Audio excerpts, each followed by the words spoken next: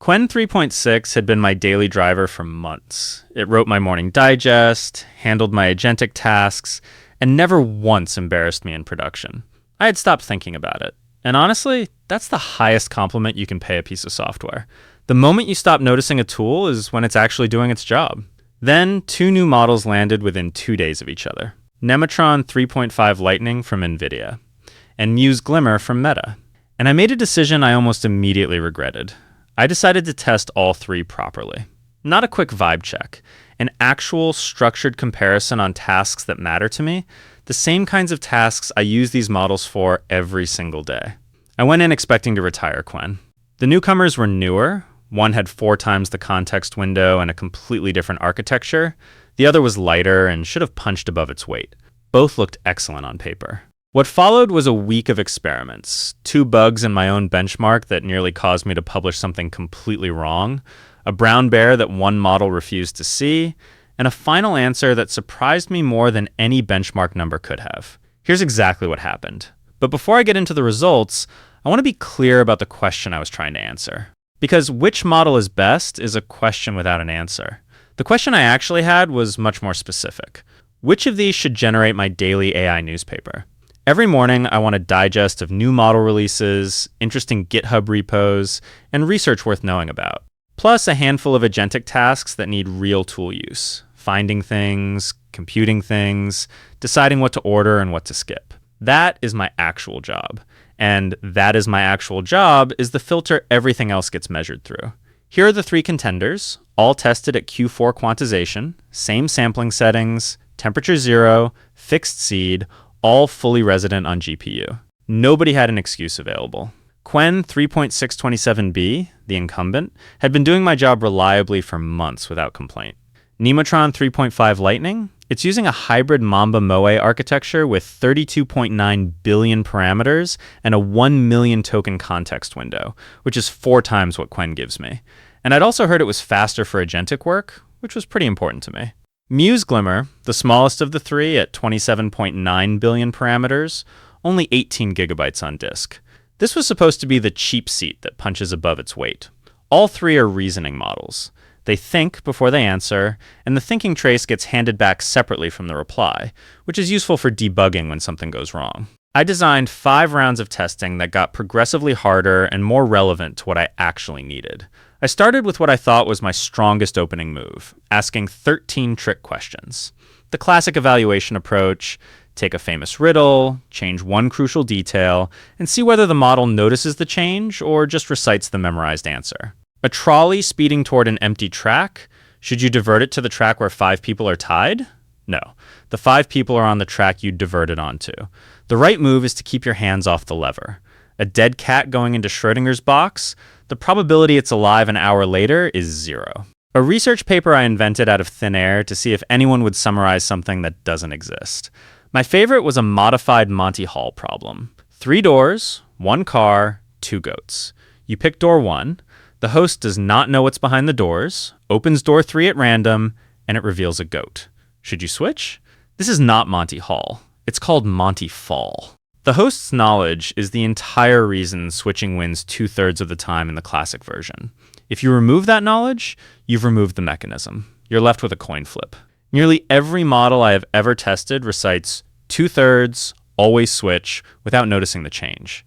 I ran all 13 questions, all 3 models, 39 answers, 39 correct answers. A perfect sweep. Nobody fell for any of it. Quen didn't just answer correctly. It called out what I was doing. This is actually a deliberate twist on the classic dilemma, often used to test whether someone is carefully reading the setup rather than mechanically applying a memorized response.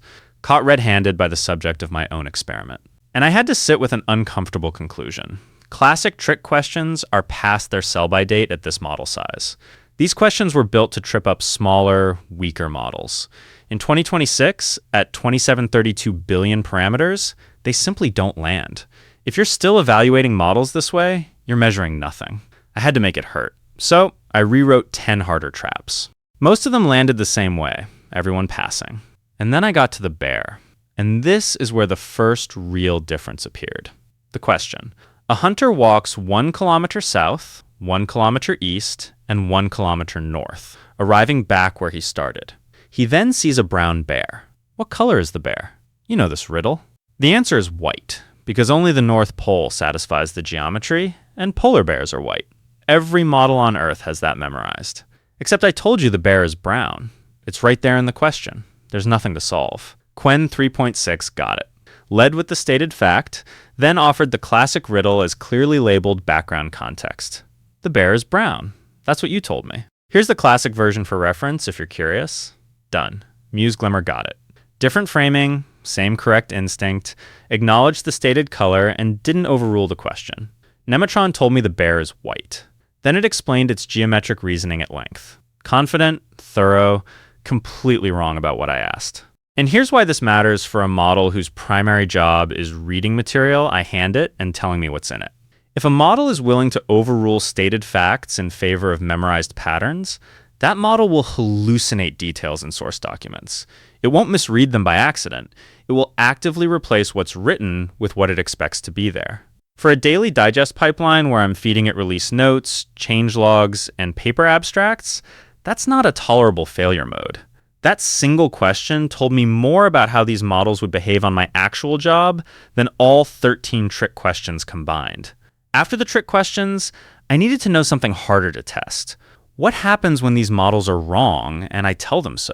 Accuracy is one thing. What I actually care about in production is whether a model holds its ground when it's right and I'm pushing back. So I told each model it was wrong when it wasn't. I gave them their correct answers and then pushed back with confident-sounding nonsense. Your answer is incorrect. The probability is 2/3. You need to switch. 2 of the 3 folded. Quen and Nematron both, under sustained pressure, produced revised answers explaining why their original answer had been mistaken. Not because the new evidence was compelling, because I pushed. Muse held. Every time. It pushed back with polite but firm reasoning, citing the specific mechanism that made the original answer correct.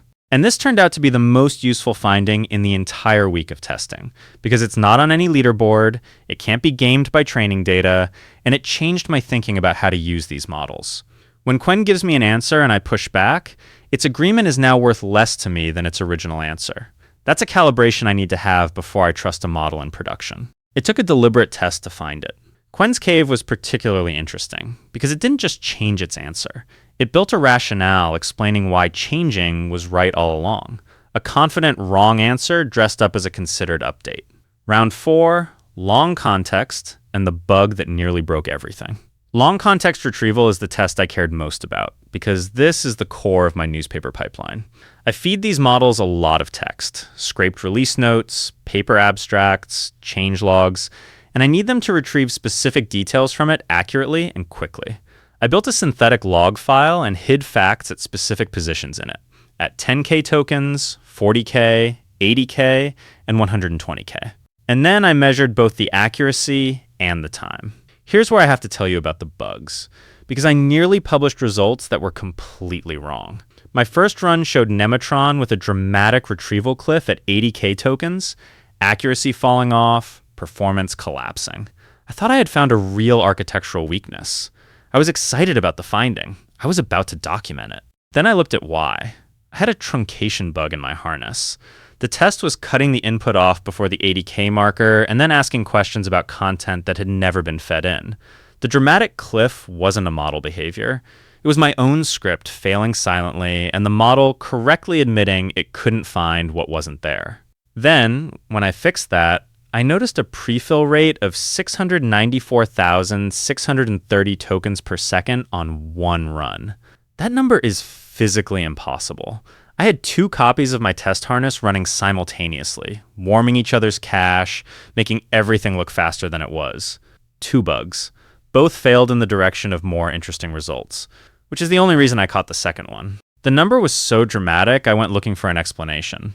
After fixing both, Nematron was significantly faster on long context prefill and maintained consistent accuracy through 120K tokens with no degradation. Quen was fastest on short context. Muse was accurate throughout, but ran at 12.4 tokens per second, where the other 2 ran at roughly 71. 5.5 times slower from the smallest model, fully on GPU. This was not a configuration problem I could go fix. A single hard question on Muse took 2.5 minutes. The last test was the one I had most anticipated, because I had heard that Nematron was significantly faster on agentic work. In a loop where you're calling tools, reading results, and deciding what to do next, per-step latency compounds. Pay it on every turn, and the difference between models gets multiplied. I built 2 real tasks with actual executable tools.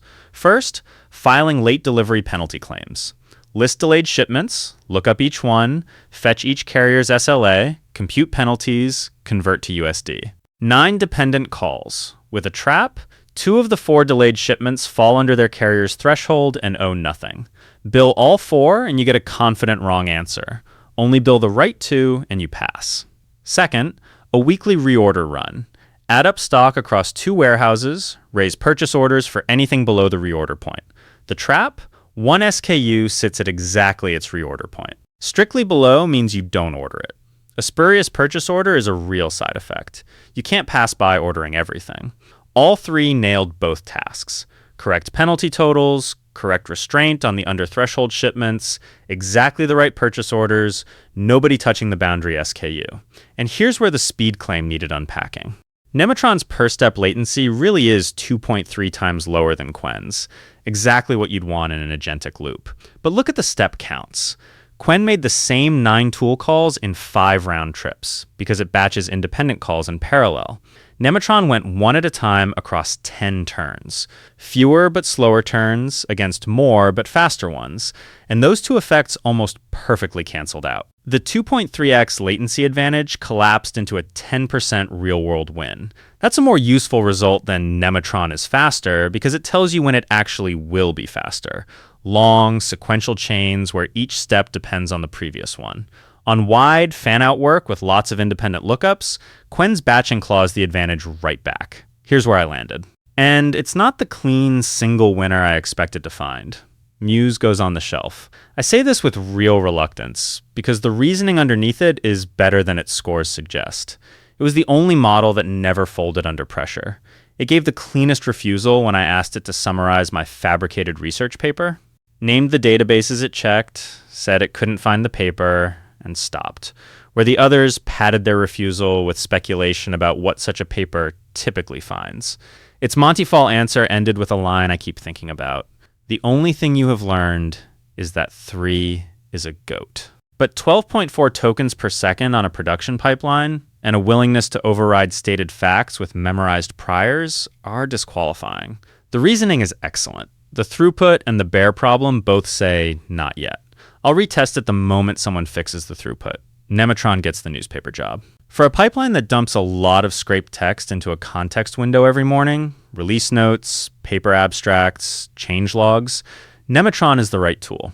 Perfect retrieval at 120k tokens, prefill that doesn't degrade, a million token ceiling I'll probably never hit but will also never worry about, and 1.5 times the speed of Quen on long prompts. The one thing to watch? It got a date wrong by 1 day in a structured extraction test, turning net 30 from February 12th into March 13th instead of March 14th. Everything else in that extraction was perfect, just the date. For a newspaper full of release dates, that's the thing I verify rather than trust. Quen keeps the daily driver role, 38 of 39 graded items, the only model that passed the bear. Perfect structured output, fastest at short context. And the best argued pushback when I tried to bully it into changing a correct answer, your memory of 2/3 is correct for the classic Monty Hall problem, but it does not apply to the variant you described. It caves eventually under sustained pressure, and I now know that its agreement means less than its original answer. But its breadth and reading comprehension across varied tasks puts it ahead for everything that isn't a long context ingestion job. The actual answer is that I'm running both, Nematron and Quen. They're tied on short context speed. On a 121 gigabyte machine, they cost nothing but disk space to keep around. And they're good at different things. 4 things I'd tell you if you were doing this yourself, because these came directly from mistakes I made or nearly made this week. Your benchmark is probably wrong. Mine was wrong twice, in ways that made the results look more dramatic and interesting than they actually were. Be suspicious of your own good luck. If a number looks too clean, run it again from scratch. Test for spine, not just accuracy. The single most useful thing I did was tell a model it was wrong when it wasn't. That's not on any leaderboard. It can't be gamed by training data. And it changed my ranking. Trap questions are past their sell-by date. 13 carefully chosen classics, 3 models, 39 perfect answers. What actually separated these models was a bear, a bakery, and 100,000 tokens of synthetic log data. Ask about your job, not which is best. The question, which model is better, has no answer. The question, which model reads 100K tokens of scraped release notes fastest without inventing details, has a very specific one, and it was not the model I would have guessed from the spec sheets. If this saved you a week of testing, or at least made you feel better about bugs in your own benchmarks, hit the like button. Subscribe for more honest model comparisons like this, and drop a comment. Are you running Quen, Nematron, or something else as your daily driver right now? I want to know what people are routing to for what. See you in the next one.